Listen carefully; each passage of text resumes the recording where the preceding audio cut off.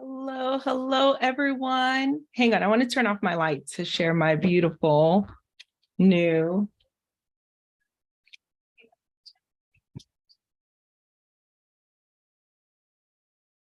lamp in the background, my sign guide.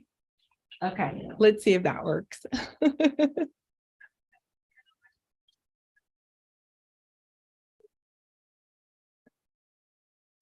Okay, super excited to be here tonight, guys.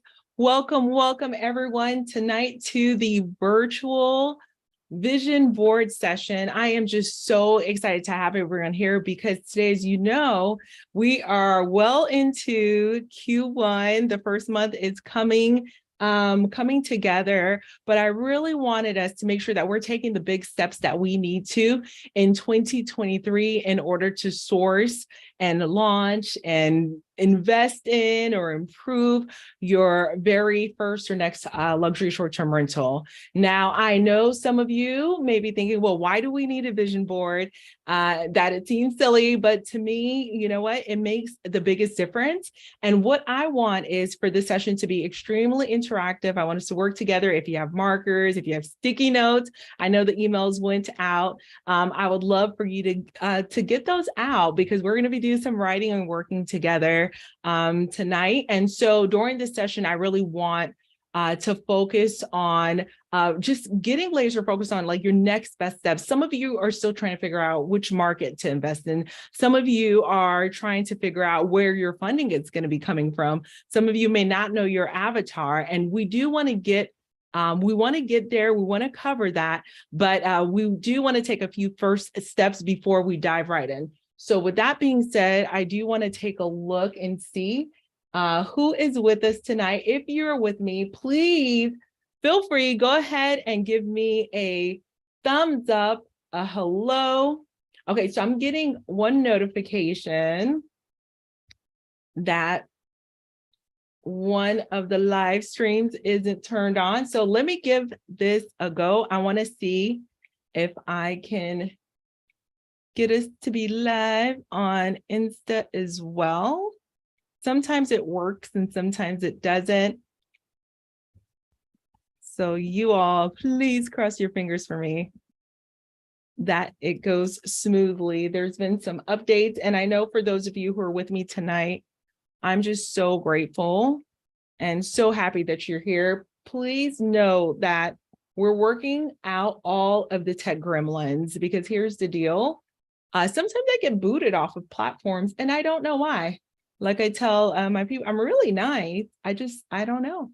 I just get booted off of platforms sometimes for whatever reason. So because of that, we end up heading over to other platforms. And once we go live on some of the others, we're not easily found. So thank you guys again for joining me. I am just working to see if we can go live on all of the places, but for those who are here with me, let me know that you can see me.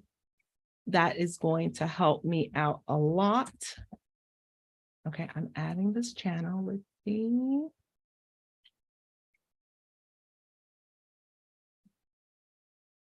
And I'm gonna have a looky-loo. Okay, oh, yay. So Vivian says hello, Elena says hello, awesome. So that gives me a whole lot of confidence that we are live in the places. All right, so guys, welcome again. We are doing our 2023 visioning for our short-term rental business, okay? So by the end, okay, awesome. Someone on LinkedIn says they can both see and hear me. That is so awesome. I'm super excited. Okay, you can see me.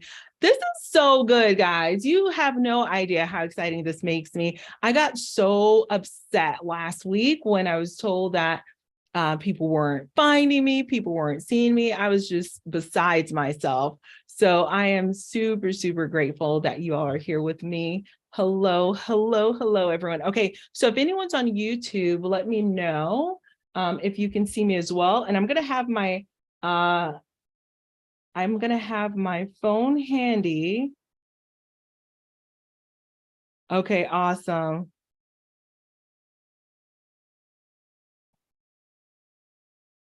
All right, I just got a voicemail from, okay. I need to check in on that in a bit. All right, so guys, breaking news. Hey, Sandy, I see you as well. So breaking news, guys.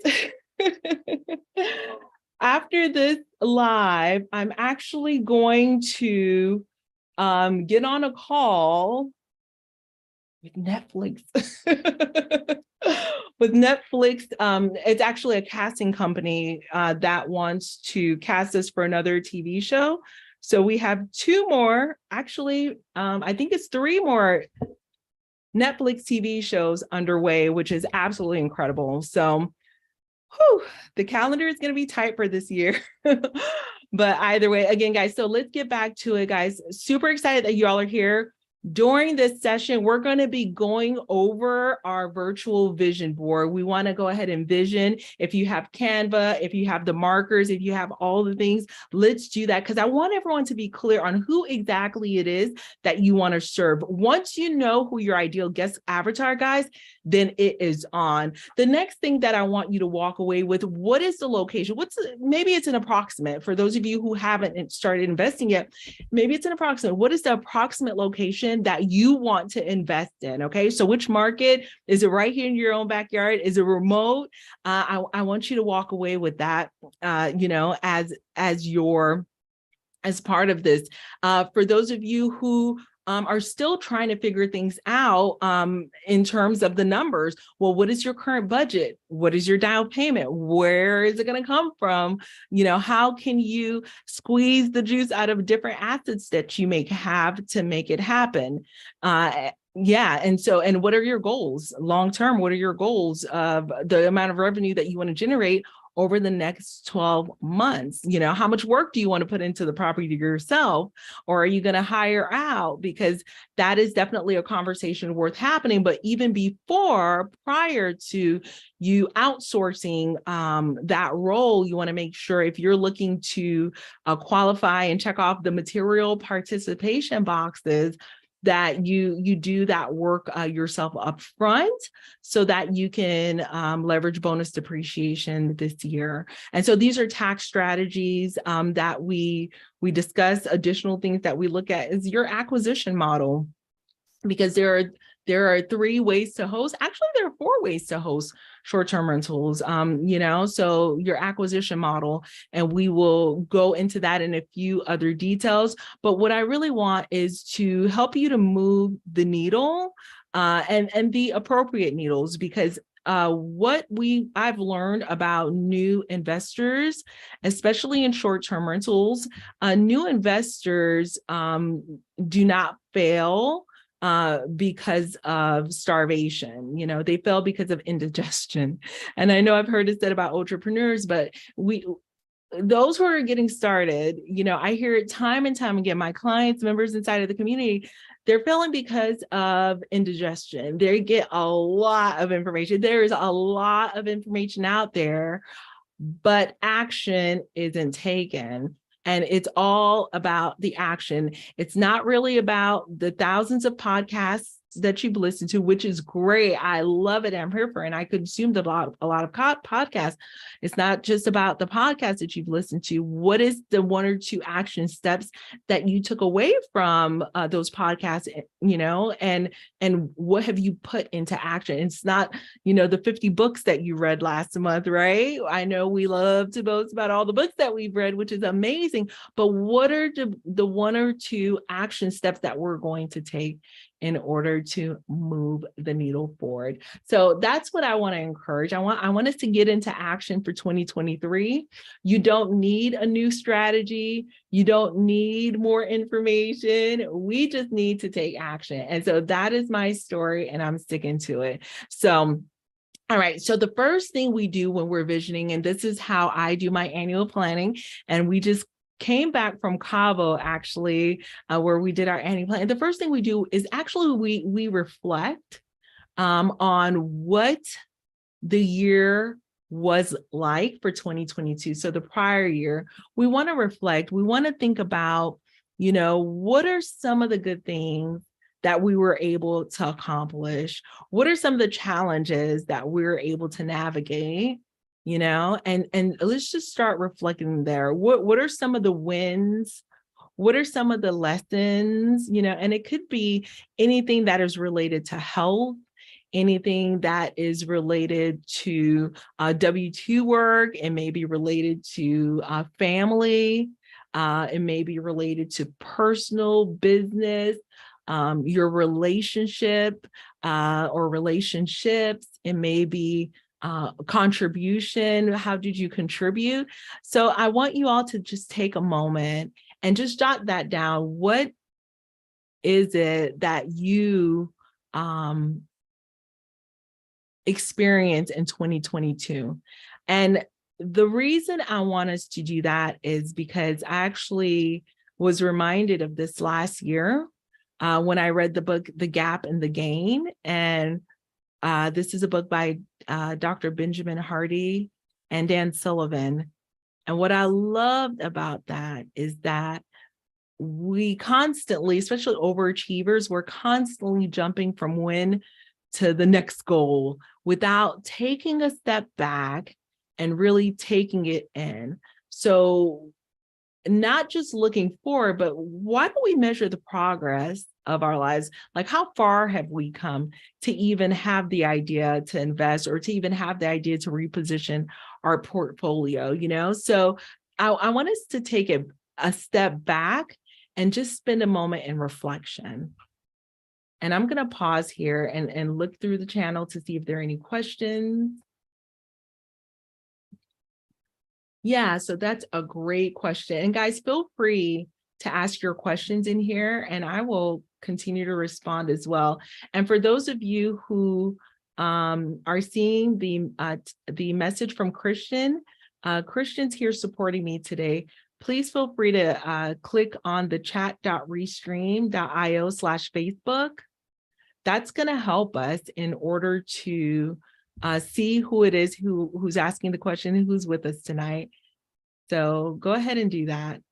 Click on chat.restream.io and give them permission so that I can see who's with us.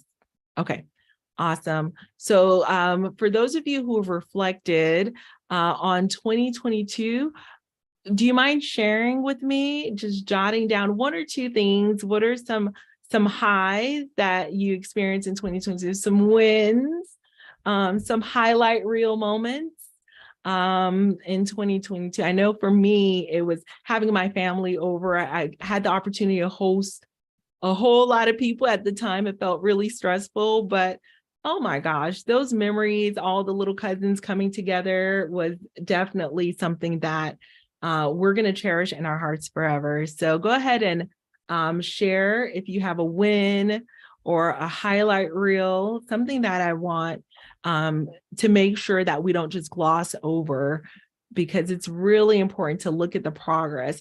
If you're investing, did you find a market that you wanted to invest in 2022? Did you find a property? Did you find a great realtor that you trust? Did you find lending? Did you find your down payment?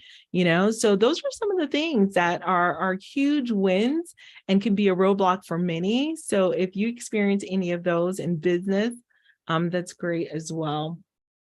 All right, so Facebook user has a question. How often should we change the design? But not very often. I would say every 4 or 5 years if necessary. But our design coach in the program, she usually gives us a lot of insight on that.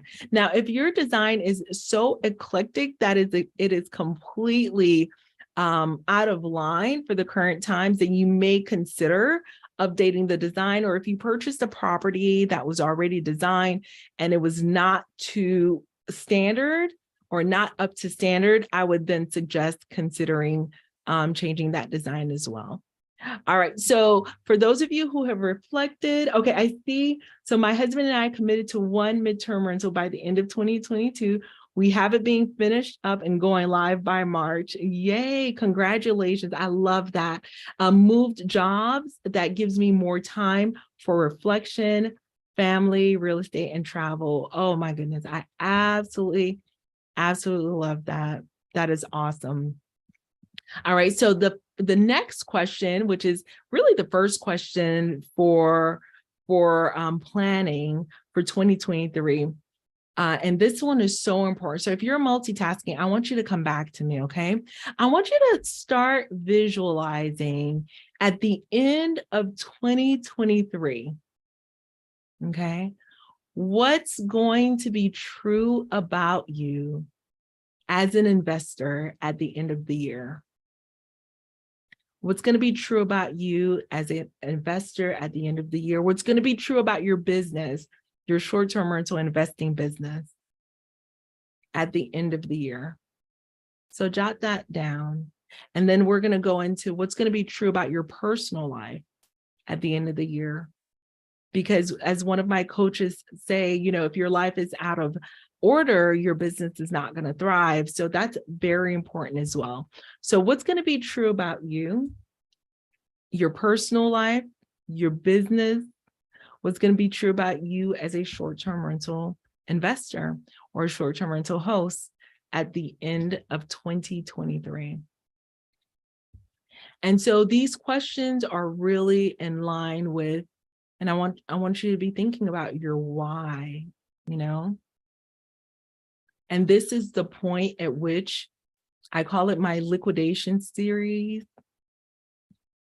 I start to reevaluate and reassess our portfolio at this point. So I'm reminded of my why, you know? So what is your why? And I'm going to put a timer. I'm going to just put a timer for 1 minute. I feel like I'm asking you to do stuff and then I'm just talking through it. And I wish I had some music, guys, but I'm just grateful to be live, so I'm not going to complain.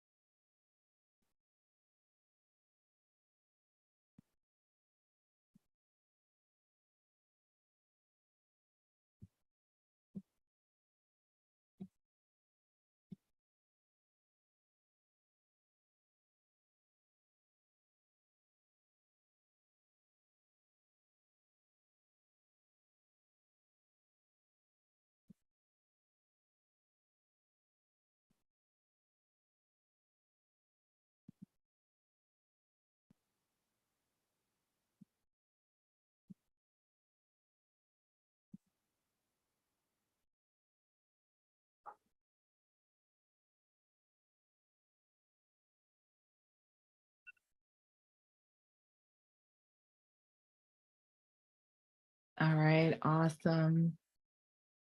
All right, so for those of you who are joining us, we just went through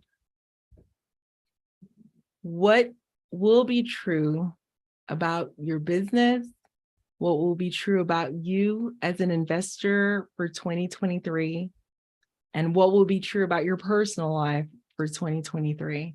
This is so important because it all needs to work together for it to work well. Okay, so in February 22, and thank you for sharing, February 22, I was first introduced to real estate investing, was trying to figure out the strategy, met Dr. Rachel, found the strategy, STR. Today, I'm under contract for my first STR.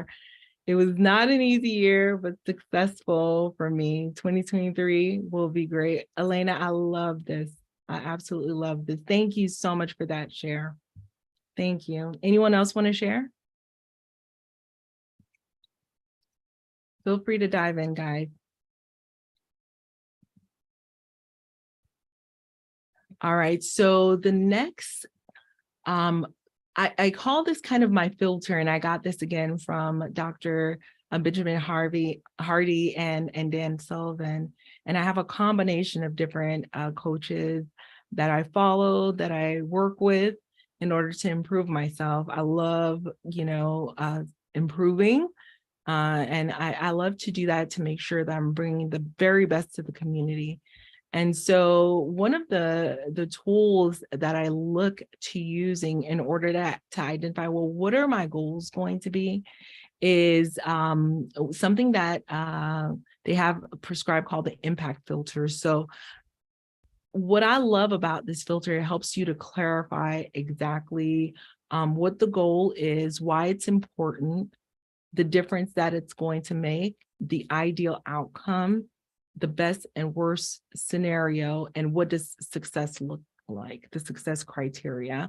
And so for me, I've used that so many times this past year when hiring. So we went through a lot of hiring last year, a lot of separating as well. So we hired, we fired. And as we continue to go through the pain of all of that, I thought to myself, you know what, there has to be a better way.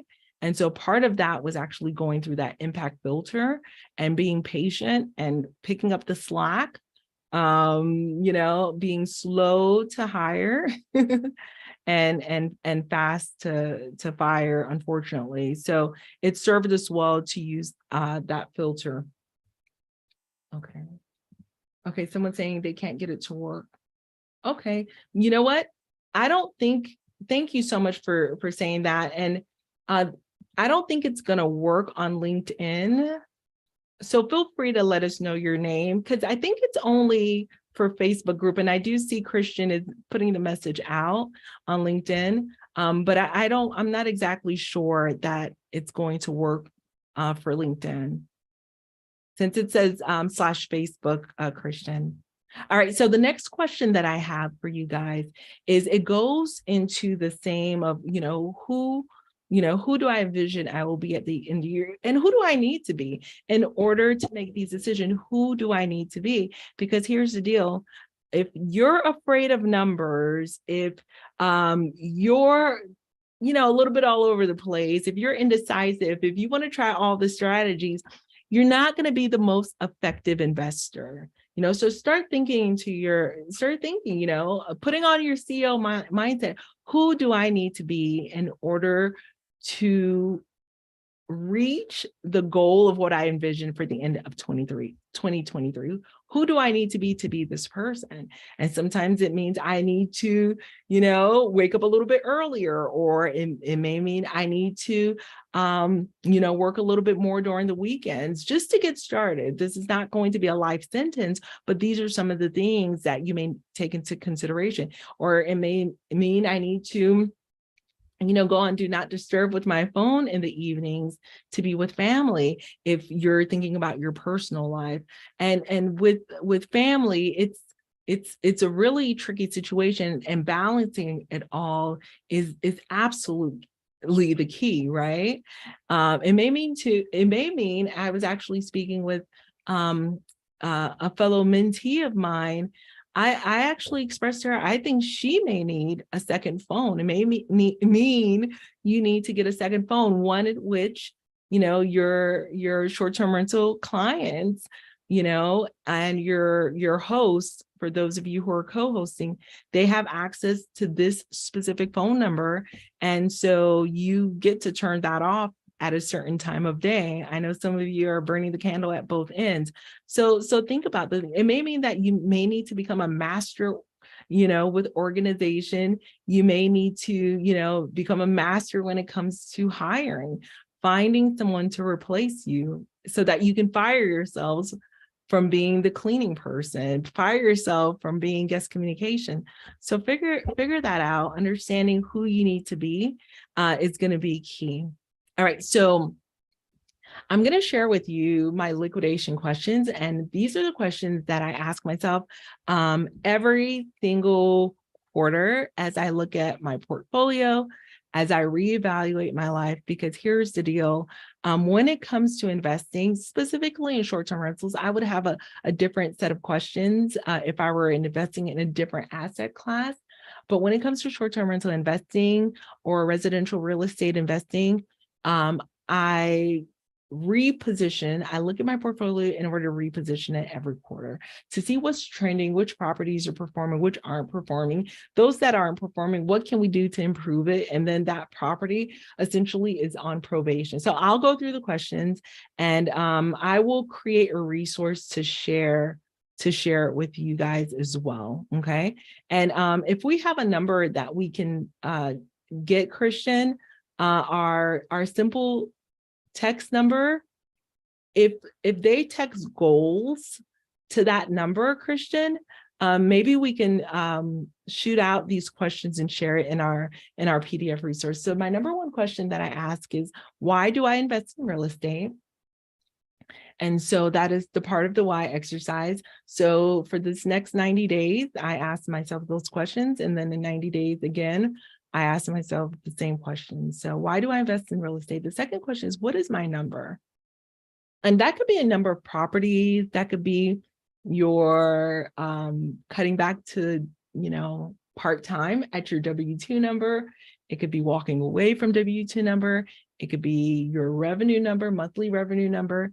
So what is my number? And you want to have that written down, place that on your wall. It could be a year. My goal was free in 23. I wrote that down. Every time I entered my office, there's a sign on there that said free in 23. Guess what? We were free in 22. So know your number, guys. Number 3, how do I plan on getting there? So once you know your number, evaluate, how do you plan on getting there? And again, I love the share that we had a little bit earlier with Elena. She said she was looking for a strategy, and so that is her strategy. That is how she plans on getting to her number.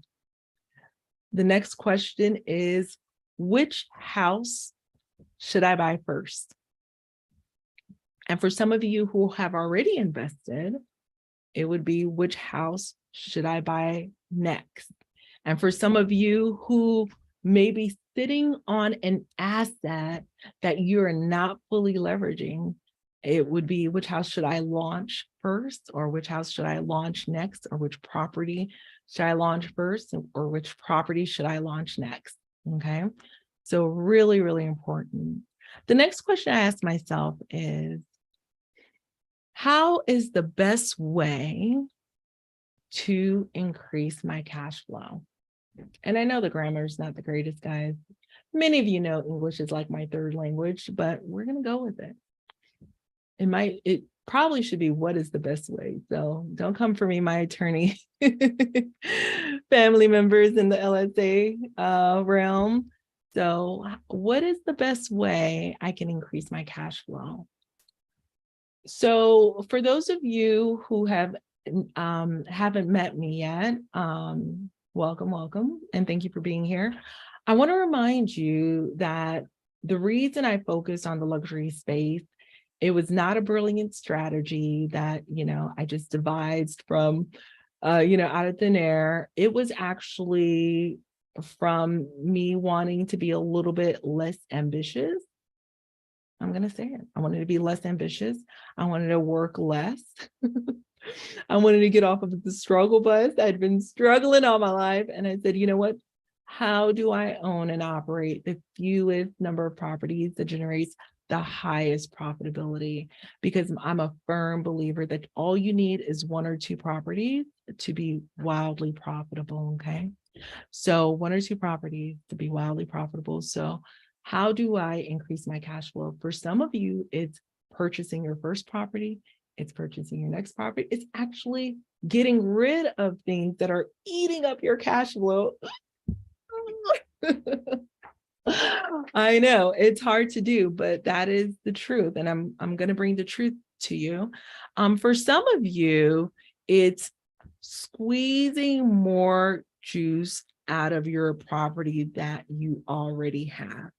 And I left that for last, but guys, that is first. I want you squeezing as much juice and optimizing the life out of your property. So we were just on a coaching call a little bit earlier, and one of the questions were, I have a property that's listed on one OTA, which OTAs are the online travel agencies like Airbnb and Vrbo. So it's listed on one OTA, it's not listed on the other. And so I'm wanting to list it on the other OTA. That right there, guys, that's already thinking, and asking the right questions. There are things that you can actually do to squeeze more juice out of your property. And something as as straightforward as listing on an additional OTA is already going to put you on the map. A few weeks ago, we interviewed with Annie Sloan, the Host.co founder, and we talked about upsells, adding shoppable stores within your property. That is huge, my friends. If you do not have a shoppable store within your property, can you tell me with full confidence that you're leveraging the best way to increase cash flow in your property? You're not. And we're going to be interviewing with Maddie. She's the founder of Mount. This is another strategy. So Mount, they actually place, and I don't quote me yet, but we'll see. They place, different rentals within your property. Say there's golf cart rentals, and there's moped rentals and things like that. Of course, you got to get your liability waivers going, but these are things that can be listed and rented out in your properties. The same property, if it's set up correctly, we can squeeze as much juice out of it as possible. Okay.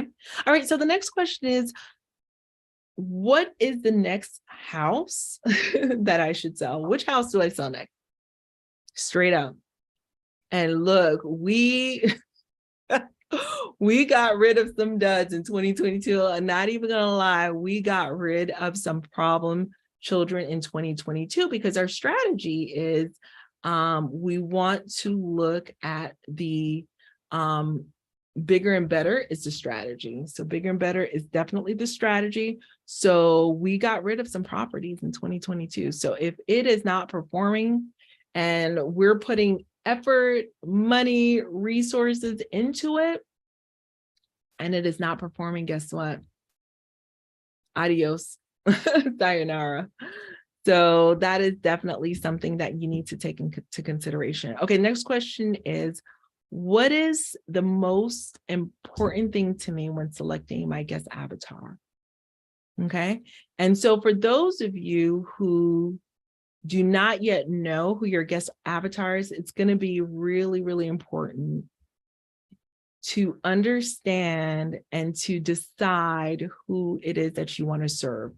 That is the beauty of short-term rentals. You get to choose. Of course, you get to host a wide variety of people, but you also get to choose who it is that you want to serve, and you set up your property to cater to that specific guest avatar. Okay, so keep that in mind.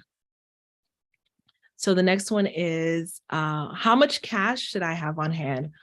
Y'all, do not sleep on cash reserves.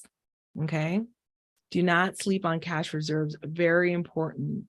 Very important. Do not sleep on cash reserves. This is what's going to help you when you're in a pickle, when you're in a pinch. Okay. All right. So the next question is, which loan should I refinance first? Which loan should I refinance first? You want to ask yourself that. So say you have a loan, for some of you who are leveraging the debt service coverage ratio loan, the DSCR loans, you want to ask that question, which loan should you refinance first? And then my last question for the liquidation side of things is, how do I pay less taxes? How can I pay less taxes? Because I know a lot of us are working hard and we're generating a lot of revenue, we're getting paid, but at the end of the day, how much are you able to keep, right? And so short-term rentals has been a really, really amazing vehicle to allow us to not only work for our money, but we get to keep some of it as well. Okay. All right. So with that being said, guys, I want to pause and allow for you to ask some questions, and I'm going to pull up the sheet with all of the questions, and then I am going to go over a little bit about some of the key decisions as well. And Christian, I'm looking for the list. Okay, awesome. Thank you so much, Christian. So we have, today's the 24th. I see it. Okay, so, oh, Georgia. Oh my goodness. Awesome. That was you, Georgia, that made that comment. That's so awesome. Okay. So Marcia, I see you. Marcia said she couldn't get it to work.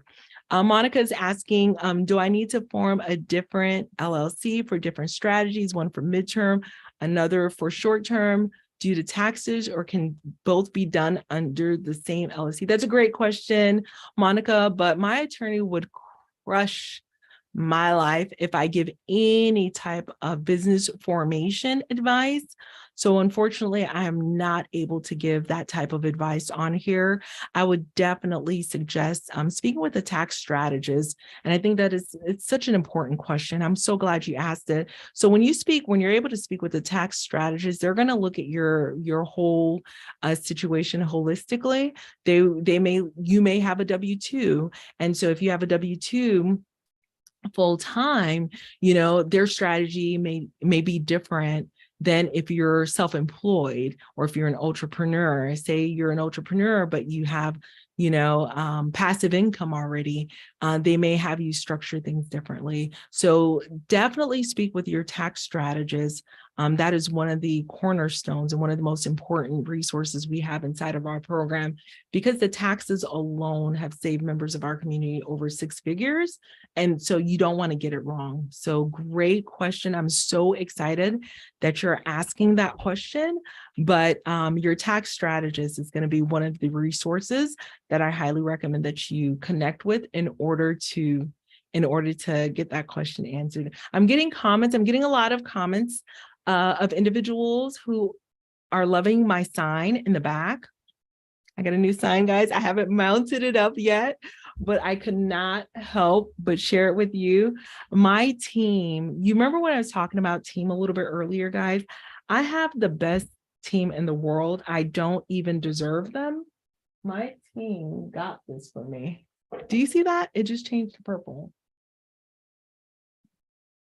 And I feel like this light up here is like interfering and not letting people see like the amazingness of this. This is just absolutely amazing. I'm loving it. So I've got all these color options here. Have the absolute best team in the whole wide world. All right. So, so as far as your 6 key decisions, guys. So here's the deal. I know everyone's looking for a slam dunk market that they want to invest in, a market that they say, okay, I'm just going to go here, but unfortunately, we're all humans, right? And so when it comes to investing in short-term rentals and investing in real estate as a whole, I know there are a lot of individuals who are actually long-term rental investors. My goal is to not only invest in places that will generate revenue, but I want to kind of be interested in visiting those places at some point, right? And so there are many people, I've seen many people who invest in short-term rentals for the revenue, but it's really difficult for them to get out there if they need to do some things that they want to do. So here's the deal. For 2023, I want you to not just focus on, okay, where are the dollars being made? I want it to be a combination of lifestyle as well as revenue, because that is really the best of both worlds. And so here's the deal. First, I want you to determine which type of investor are you? And so there are different types of investors. There are those who are looking to invest primarily for the lifestyle side of things, and they want something that they enjoy. They may have worked, in medicine for the past 40 or 50 years, and now their goal is to really create a life for themselves as well as their grandchildren, that they could really start creating some of those memories that they missed out on, really working all of those shifts, those night shifts. We have nocturnists in our program, those who work overnights, those who work locum, all over the place, right? So you get that, you miss out on those milestones. So they're almost looking at ways to kind of reverse that a bit and just go all in on these Mac Daddy properties in order to, kind of, I wouldn't say make up for it, but sort of, recapture that time. So my goal for you is to determine, are you that investor who's just looking for a short-term rental investment as something that you and your family can enjoy and make memories? And if you're able to rent it every now and then, can you offset some of the expenses? If that's you, type a 1 in the chat if that's you. Or on the flip side of it, are you that investor whose primary goal is I need cash flow? I need cash flow that's going to replace my W-2 and make sure that, I can retire in the next 4 or 5 years. I need a 4-5-year plan to retire. I need this cash flow and I need it as soon as possible. If that's you, go ahead and place a 2 in the chat if that's you. So if you're all cash flow, that's you, place a 2 in the chat. If you're all lifestyle, if that's you, place 1 in the chat. And if you're in between, you're like, you know what? I want to enjoy it, but I also want some cash flow. If you're like in between, I want you to place 3 in the chat. Let me know which one you are tonight. And so that is the first key decision, determining which type of investor you are, okay? The next question that you want to ask yourself is, well,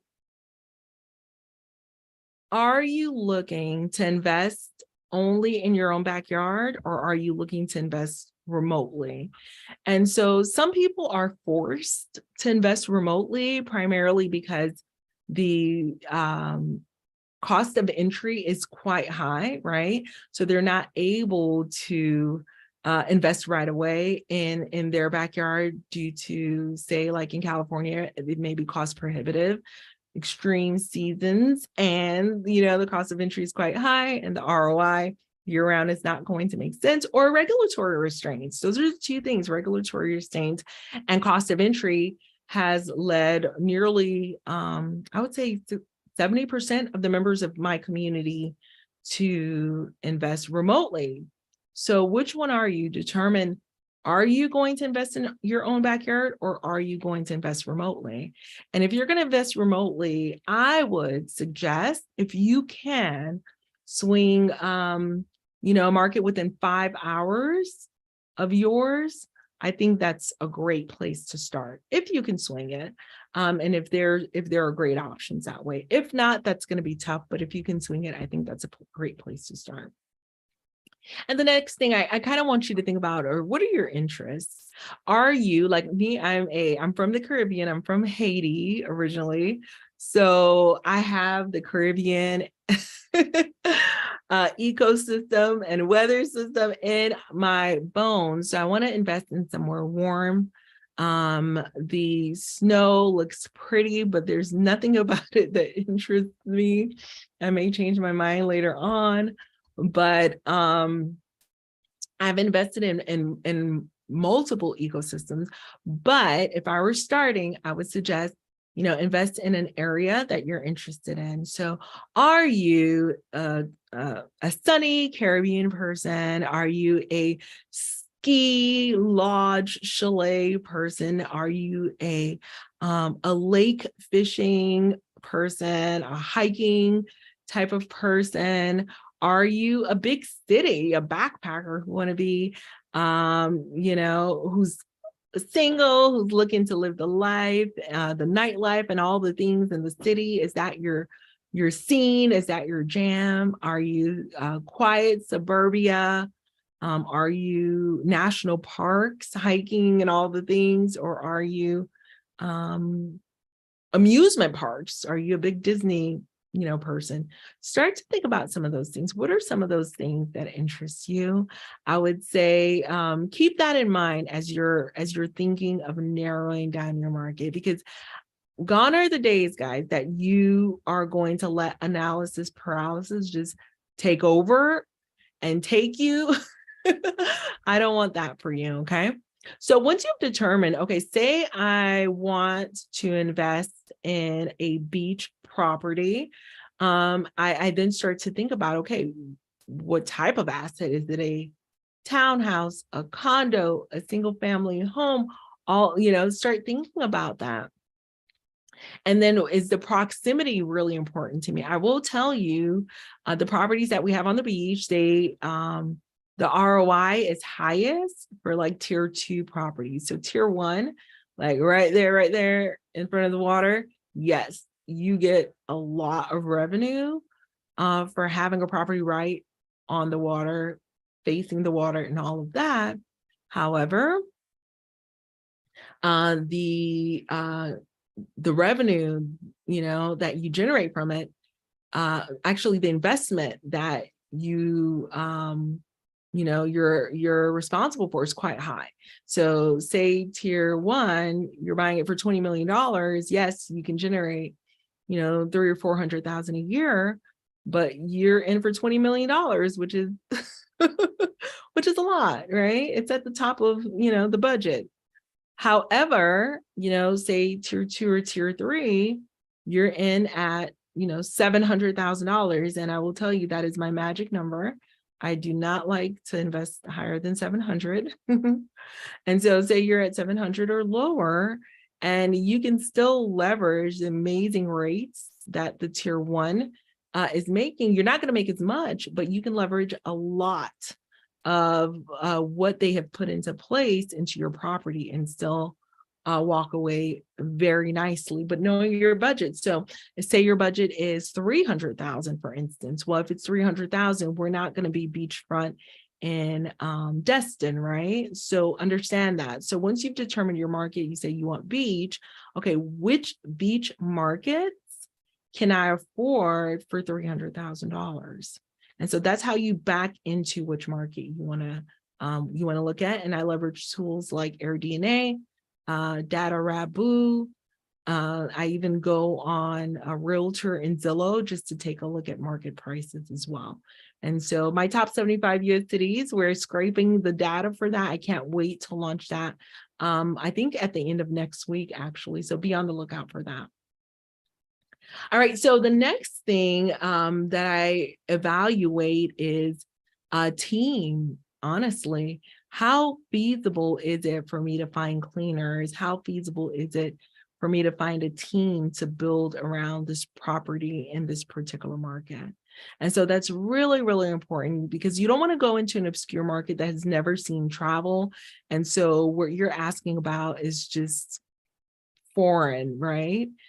And the turnover clean is different than just cleaning a house. If they're not familiar with what that process looks like, that's going to be, I would say, a challenge. So the earlier you can start looking for team, the better. And so that's really the exercise, guys. And we go really deep inside of our program in terms of identifying this. We have a 6 key decisions where we deep dive into this a little bit further. But I really hope that has provided you some value. And so again, like I said a little bit earlier, someone just asked about my formula, my framework, my success formula. One of the things is, of course, as I mentioned a little earlier, properties less than 700. I like 4+ bedrooms. I love a property that has a unique Instagrammable, opportunity there. So definitely leveraging different characteristics of the property, understanding for me, by month 1, I'm looking to have the mortgage covered at the least. So having bookings by month 1. So what we implement inside of our program is a pre-marketing strategy where I teach our members to market the property even before they've closed on it, which is, it has to be done correctly and very strategically, because I want you seeing cash flow immediately. And of course, tax strategies, we leverage advanced tax strategies, cost segregation studies. So according to my tax professional, I need to have 3 properties purchased this year to save more on taxes.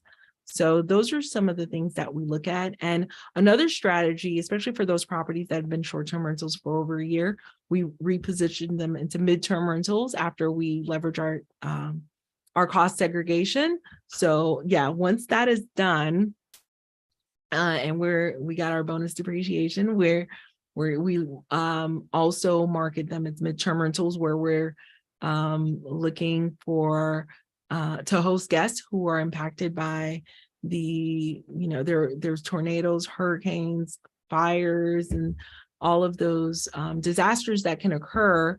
Our goal is to be able to house and provide a place for those guests to stay.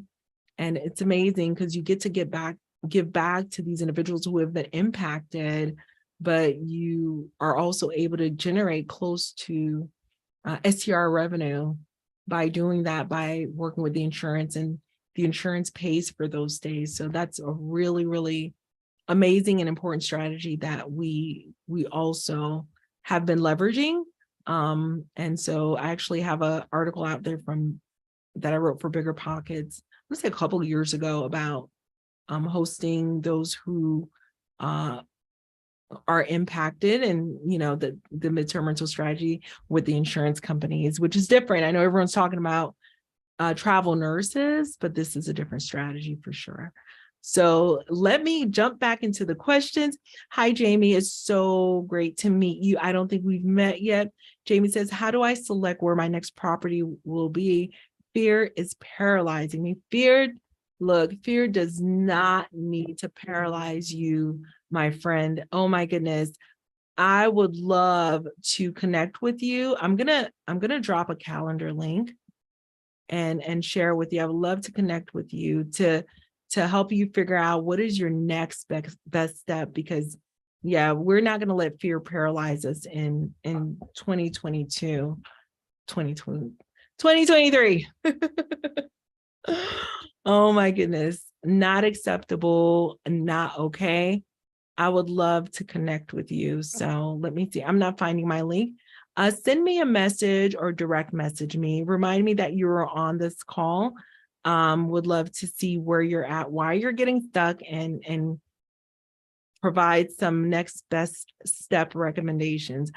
Dr. Monica says, I love areas with the beach, but I go back to where it makes more sense. Yeah. So the beach, nature, if you love nature, there can be deals there as well. All right. I like the idea of less is better. How much time do you and your team work? Okay, one second. Excuse me. Yeah. So, for me, again, 1 or 2 properties is all you need to be wildly profitable. And so our team works, I would say, on each property. So, when the guest communication comes through, it comes through into one queue. So it's not divvied out per property. So it depends on the number of properties. We're up to 17. So it's going to take a bit to get that, all of the communication under wraps with that. But if you have 2 properties, it shouldn't take you more than 3 hours a week to manage 2 properties. Okay. So if you're just starting off with 2 properties, it shouldn't take more than that. And you can do 2 properties yourself. It's once you get to, I would say, if you want to bootstrap it in DIY, you can. And if you have the time capital, you can. But it's once you get to, I'm going to say 7 properties, then it becomes very difficult to do all the things. All right. So questions about cleaners. Ooh, yes.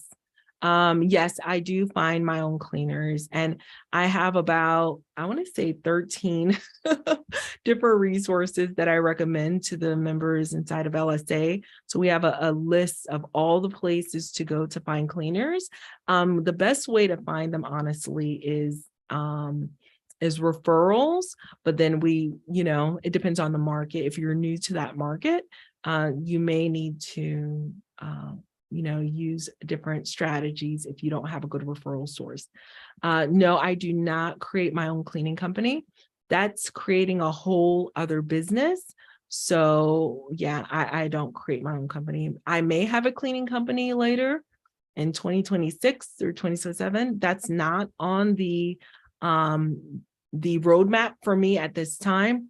But no, I do not create a cleaning company. I will not create a cleaning company just to fill the gap of me looking for a cleaner, that is a whole business. So if it could come to the point where I need more help, and I did in a certain market, so we hired them on as W-2s, but I'm not creating a cleaning company.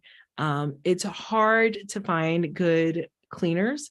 It's hard to find, find and keep good cleaners. So we do a lot in order to make sure that we find and we keep, and we keep our cleaners, and they don't want to go elsewhere. They don't want to work with anyone else. They just want to stay and work with us. So there's really not a use case for us to create a company where we're outsourcing our cleaners. I hope that makes sense. All right. So Christian, I think I have all the questions answered. Guys, we just have 2 minutes to go. If you have any final questions, please let me know. Outside of that, guys, I would love to invite you, those who have not accessed the MTR intro bundle yet, but I would love to invite you guys who have not accessed it to the midterm rental masterclass this upcoming Thursday. So this masterclass is going to be amazing. I'm going to go over the midterm rental strategy that we love and we leverage, which is primarily focused on the insurance client guest. And so cannot wait to share the insights that we have had over the last several years, hosting this particular avatar. This is actually one of my favorite avatars to serve. They're lovely people, extremely grateful. These are families, again, who've been displaced from their homes. And so just being able to give them a place to stay, guys, is just awesome. It's an opportunity to give back, but also generate some meaningful and significant revenue with that's short-term rental worthy. So in this masterclass, I will be going over the regulatory restraints and the framework that is causing a lot of individuals to pivot into midterm rentals. The midterm rental strategies that are out there, just a high level overview of that. And then I'm going to get really laser focused on the insurance policyholder strategy that we love. And so I'm going to go over how much, the insurance can really pay, because they will tell you, here's their number, but how much can they really pay? And through years of working with them and going in behind the scenes, I have the answer to that. The pros and cons of actually hosting this type of client, my step-by-step workflow, where I show you step-by-step on how those bookings are closed, essentially how they occur from end to end, from that initial inquiry down to notice to vacate. I'm going to show you the whole workflow and the whole pathway. And I'm going to be answering the questions on how to get visibility with these insurance policy holders and with the temporary housing agencies that are booking on their behalf, because these are, in fact, third-party bookings. And so if you want to learn this strategy that I absolutely love, where you're able to tap into a trillion, I said $1 trillion industry. Insurance companies had over a surplus of $1 trillion in 2021. We're still waiting on the 2022 number. If you're looking to tap into this $1 trillion industry and you are wanting to figure out how to leverage your short-term rental as a midterm rental so that you can save more time, have less turnovers, and have more time freedom and less turnovers, definitely you want to join me for this live masterclass that is happening this Thursday. It is part of our formula on recession proofing our portfolio, which we know that the recession, we're hearing that actually the inflation is reducing a bit. But if you want to recession proof your short-term rental business, understanding midterm rental strategies are very important, but particularly the insurance strategy, which is my absolute favorite, is the key. And that is what I truly, truly believe. All right. Okay, final question. Dr. Monica, she says, final question, designer, is it worth it to hire a pro? or as a beginner, rely on friends who have experience and self-educate myself with the tips and resources from Pinterest. It just depends on your time capital. It depends on your time capital. And let me do this. I want to share screens real quick. Hang on. Because I think this is really, really important. In 2023, I want us to work smarter and not harder. Okay. That's what I want us to do, is to work smarter and not harder.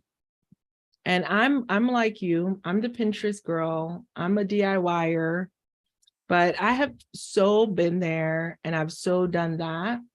And I've got the scars. I've got the scars to show for it. Okay.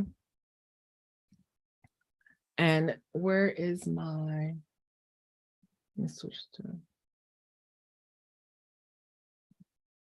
this was such an important question. So many members, these are the homes of the members inside of our community. Okay.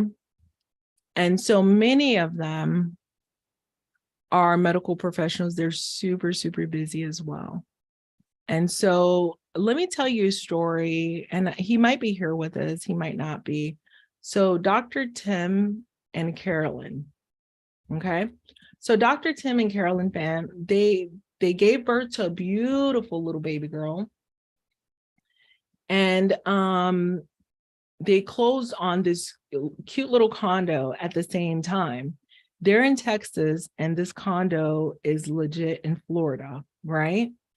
And so when they showed me the initial photos of this condo, I kid you not, there was a whole lot of clunky and bulky furniture right here. And I want to make sure I'm sharing screen. Okay, it does say I'm sharing screen.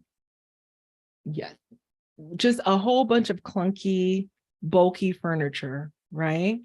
And so, and then the cabinet was down here and all of the things. And I told Tim, since he's a member of my community, he has access to our resident designer inside of the community. And I said, Tim, get with Amy to design, to help you design, because by the time, you know, you pick your color scheme and you know, they wanted to do renovation. And by the time you do all of that work, because Tim, he comes from being a fix and flipper, you're gonna miss out on the season where you're really able to generate a lot of revenue.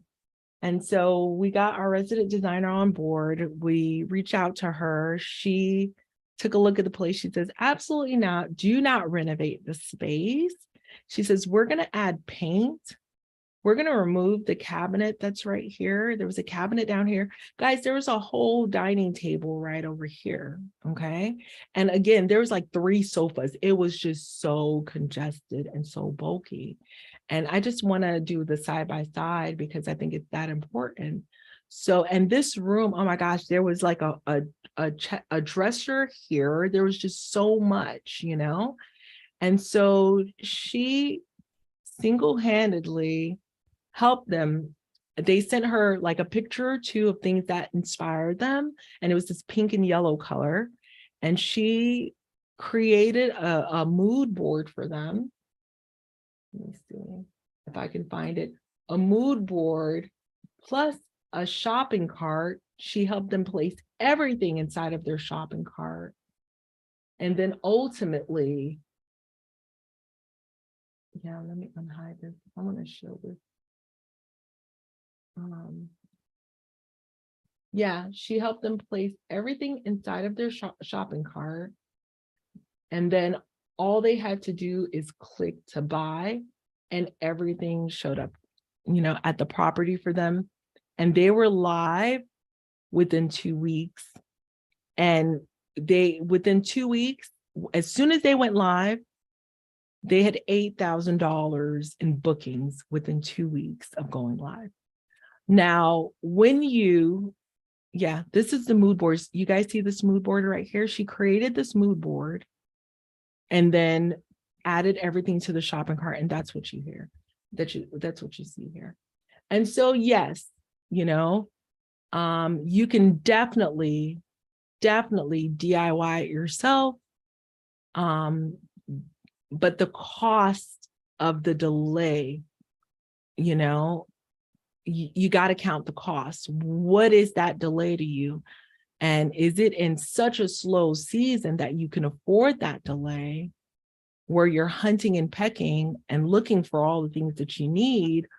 Or is it worth it to hire professionals and to work with professionals to compress that learning curve so that you're not putting a lot of guesswork into it and losing money? So if you have expertise in design, by all means, go for it.